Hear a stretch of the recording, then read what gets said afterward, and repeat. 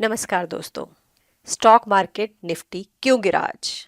इसमें 7 point major निकल कर आ रहे हैं जो कि माने जा रहे हैं निफ्टी के फॉल के लिए। Foreign investor outflow, rupee depreciation, US election uncertainty, Middle East geopolitical tension, OPEC का oil production strategy, domestic economic slowdown और ऑयल प्राइस वॉलेटिलिटी। अब हम एक एक करके इन सब के बारे में बात करते हैं। सबसे पहले बात करते हैं फॉरेन इन्वेस्टर आउटफ्लो की। अक्टूबर के महीने में इंडियन इक्विटी से $10 बिलियन से भी ज़्यादा का पैसा निकाल लिया गया है, जो कि पैंडेमिक के बाद का सबसे बड़ा आउटफ्लो है। इसका बहुत बड़ा कारण जो है वो इकोनॉमिक स्लोडाउन है और साथ में रुपी डेप्रिसिएशन है, जिसकी वजह से फॉरेन इन्वेस्टर्स का कॉन्फिडेंस काफ़ी कम हो गया है। अगला बड़ा कारण है रुपी का डेप्रिसिएशन। रुपी जो है वो अब रिकॉर्ड लो पर आ गया है, 84.11 यूएसडी के अगेंस्ट। इसका इम्पैक्ट ये है कि इंपोर्ट कॉस्ट बढ़ गई है, इन्फ्लेशन का प्रेशर भी बढ़ जा रहा है और इंडियन बिजनेस और इन्वेस्टर्स के लिए ये कोई बहुत अच्छा साइन नहीं है।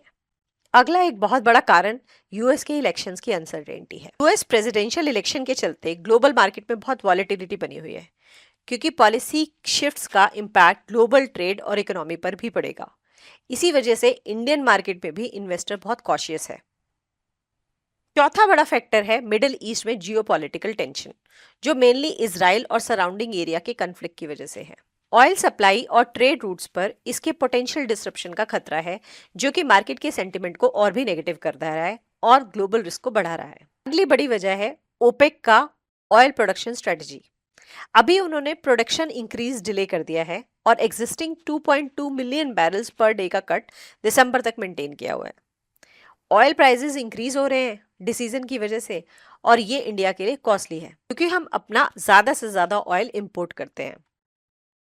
एक फैक्टर डोमेस्टिक फैक्टर भी है जो कि निफ्टी को बहुत इफेक्ट कर रहा है।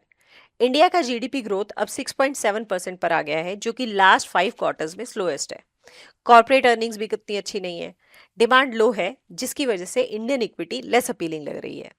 एक आखिरी वजह है ऑयल प्राइसेस में वॉलेटिलिटी, जो कि एक बहुत बड़ा मेजर फैक्टर है। ओपेक के डिसीजंस और जियोपॉलिटिकल टेंशंस की वजह से ऑयल प्राइसेस बढ़ रहे हैं। इंडियन कंपनीज के लिए इनपुट कॉस्ट बढ़ रहा है, इन्फ्लेशन प्रेशर बढ़ रहा है और उसकी वजह से इन्वेस्टर्स का कॉन्फिडेंस कम होता जा रहा है।